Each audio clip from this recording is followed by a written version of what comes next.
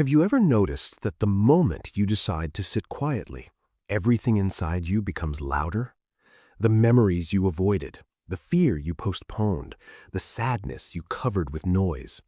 We are told to live in the present, but what if the present does not feel peaceful? What if it feels heavy, tight, almost unbearable? Most of us don't struggle with mindfulness because it is complicated. We struggle because we are afraid of what we might find when we finally stop running. And yet, what if the very moment you are trying to escape is the doorway to healing? What if staying is the most courageous thing you could ever do? Anyone who has practiced mindfulness for some time knows that returning to the present moment is described as coming home. But home is not always comfortable. Sometimes when you arrive, you discover warmth, light, and simple blessings that were there all along.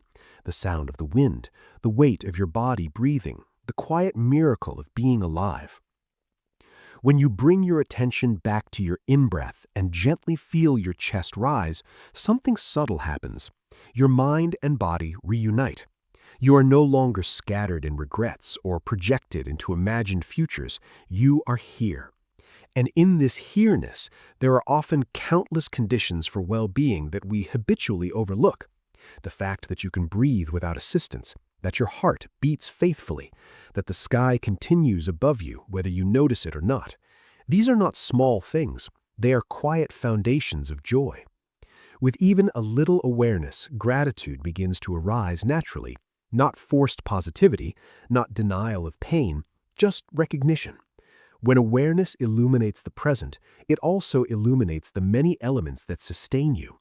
A tree does not grow from absence, it grows from nourishment.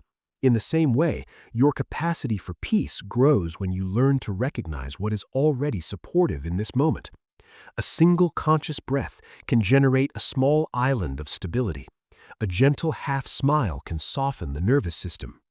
Joy in mindfulness is not something we chase, it is something we uncover. But this is only one side of returning home. There is another possibility. When you come back to the present moment, you may not find light at first. You may find a tightness in your stomach, a pressure in your chest, a wave of grief without a clear story attached to it. Pain does not need an appointment to appear. It manifests in sensations, emotions, restlessness, irritability. And the instinctive reaction is almost always the same: distraction. We reach for our phone. We replay old conversations. We fantasize about a different future. We consume information, food, entertainment, anything that promises temporary relief. Not because we are weak, but because we are afraid that if we turn toward the pain, it will swallow us. This fear is deeply human.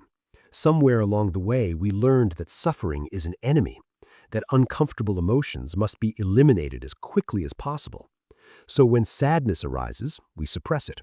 When anxiety appears, we drown it with noise. When loneliness surfaces, we cover it with stimulation. And yet, unacknowledged pain does not disappear. It waits. It accumulates quietly in the body. The more we avoid it, the stronger it feels when it returns. Avoidance may feel like protection, but often it is postponement. Mindfulness offers a radically different approach. Instead of running from the burning house, we learn how to walk inside with a lamp. The lamp is awareness. Awareness does not judge. It does not panic. It simply sees. When you breathe consciously and say silently, breathing in, I know there is tension in me, you are not making the tension worse. You are beginning a relationship with it. You are acknowledging its presence the way a mother acknowledges a crying child. Recognition is the first gesture of care. At this point, many people worry, if I stop distracting myself, won't the pain become overwhelming? The answer depends on how you approach it. If you dive into your suffering without stability, yes, it can feel overpowering. But mindfulness is not about drowning in emotion. It is about building the energy that allows you to hold emotion safely. Each mindful breath is like adding a drop of calm water into a stormy sea. One drop may seem insignificant, but many drops change the texture of the waves. The present moment, even when unpleasant, becomes workable when you generate enough awareness to stay. And here is the essential insight. The present moment is the only place where transformation is possible. The past exists as memory. The future exists as imagination. Only this breath is alive. If you avoid this breath, you avoid the only doorway through which healing can enter. Staying does not mean you enjoy the pain. It means you refuse to abandon yourself in the presence of pain. It means you choose intimacy with your own experience instead of exile from it. And that choice, repeated gently over time, begins to change everything. When you remain with your experience instead of fleeing from it, something subtle begins to shift. At first, the discomfort may still be there, the tightness, the heat, the trembling. But now there is also awareness surrounding it. It is as if the pain is no longer the entire sky. It is a cloud moving within a much larger space. This distinction changes the quality of suffering. Instead of saying, "I am anxiety," you begin to recognize there is anxiety present. That small linguistic shift reflects a profound inner transformation. You are no longer fused with the emotion. You are the one who is aware of it. Mindfulness teaches us to approach inner pain the way a skilled caregiver approaches a frightened child, not with force, not with impatience, but with steadiness. When an emotion arises, you can gently name it. Hello, sadness. Hello, fear. Naming is not labeling in a cold, analytical way. It is recognition, and recognition carries tenderness. The moment an emotion is acknowledged, it is already being held. The nervous system responds to this holding. Breath deepens, muscles soften slightly, space appears where there was contraction. Many of us have never learned how to stay with discomfort in this way. We were trained to fix, solve, escape, or suppress. But some experiences are not problems to be solved. They are messages to be understood. Anger may be protecting a deeper hurt. Anxiety may be signaling exhaustion. Loneliness may be asking for connection.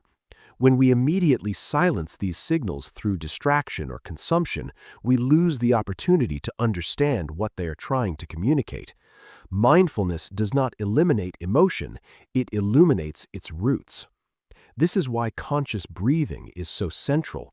Breathing is always available. It is the bridge between body and mind.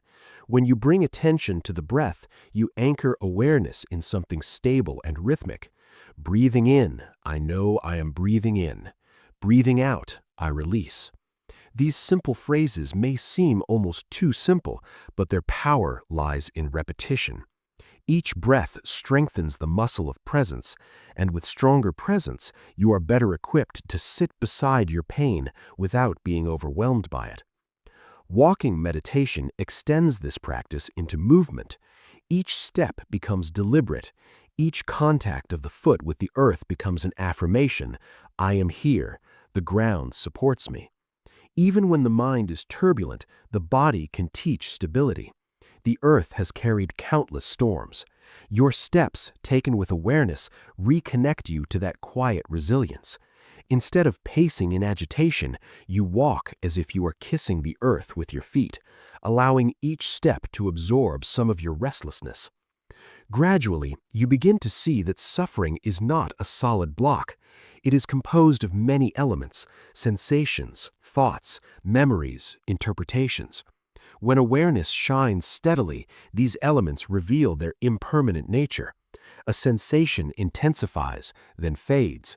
A thought arises, then dissolves. Even intense emotion has a rhythm. By observing this rhythm directly, you discover that nothing inside you is fixed. This insight is not philosophical, it is experiential, and it brings relief. If emotions are not permanent, they are workable. Compassion naturally emerges from this understanding. When you recognize your own vulnerability, you become softer toward yourself. Instead of criticizing yourself for feeling anxious or sad, you begin to appreciate the courage it takes to face those feelings. Self-compassion is not indulgence, it is intelligent care. It acknowledges that suffering is part of being human. And from that acknowledgement, warmth grows. The same warmth you extend inward can then extend outward. Because once you learn to sit with your own pain, you begin to recognize it in others. You notice the tension in someone's voice, the fatigue behind someone's smile, the impatience that hides fear. Awareness widens from personal healing to relational understanding. You realize that everyone is carrying something unseen, and this realization changes the way you move through the world. Instead of reacting impulsively, you pause. Instead of judging quickly, you inquire gently. Mindfulness, when deepened, transforms not only your relationship with yourself, but your relationship to humanity. However, there is an important truth. Sustaining this level of awareness alone can be difficult. When the energy of suffering is strong, either within you or around you, individual effort sometimes feels insufficient. This is where the dimension of collective practice becomes essential. The energy of mindfulness is not limited to a single person. It can be generated and shared within a community. When several people breathe consciously together, the quality of the atmosphere changes. It becomes steadier, calmer, more supportive. You feel carried, not isolated. And in that shared field of attention, transformation accelerates. In a community of practice, you begin to experience something that is difficult to generate alone: collective stability. When one person feels weak, another's steadiness helps hold the space. When one person feels discouraged, another's clarity becomes a quiet reminder of what is possible. This is why spiritual traditions speak of Sangha, not merely as a gathering of individuals, but as a living organism of shared intention. When people sit together in silence, breathe together, walk together in awareness, something invisible yet tangible is created. A field of mindfulness arises, and within that field, pain is easier to hold. Imagine a single candle in a dark room. Its light is modest, yet real. Now imagine 100 candles lit together. The darkness recedes more quickly. Your individual practice is a candle, but when you practice with others, the light multiplies. You feel less afraid to face difficult emotions because you are not facing them in isolation. You are supported by the presence, compassion, and aspiration of others who are walking the same path. There is a beautiful image in the Buddhist tradition of a Bodhisattva named Kshitigarbha, whose vow is to go wherever suffering is greatest in order to serve. This image is not meant to be distant or mythical. It represents a living possibility within human beings. There are doctors who volunteer in war zones, nurses who work tirelessly in overwhelmed hospitals, social workers who enter communities marked by trauma, young people who dedicate their lives to caring for the earth and the vulnerable. They walk directly into places others avoid. Why are they not crushed by despair? Because they are sustained by a deep aspiration. Aspiration is a powerful source of energy. It is the intention to live a meaningful life. It is the quiet vow that says, "May my presence reduce suffering." When your actions are rooted in aspiration, fear loses some of its grip. You are no longer centered only on personal comfort. You are aligned with something larger than yourself, and that alignment generates resilience. But even those who serve courageously need support. A bodhisattva without community can burn out. Compassion must be nourished just as the body must be nourished. This is why collective practice is not optional, it is essential. We need spaces where we can rest, heal, and restore our clarity. We need people who remind us to breathe when we forget. We need companions who encourage us when doubt arises. When families practice mindfulness together, even in small ways, like sharing a silent breath before a meal, harmony deepens. When communities cultivate gentleness, listening, and understanding, conflict softens. The transformation of society does not begin in grand speeches.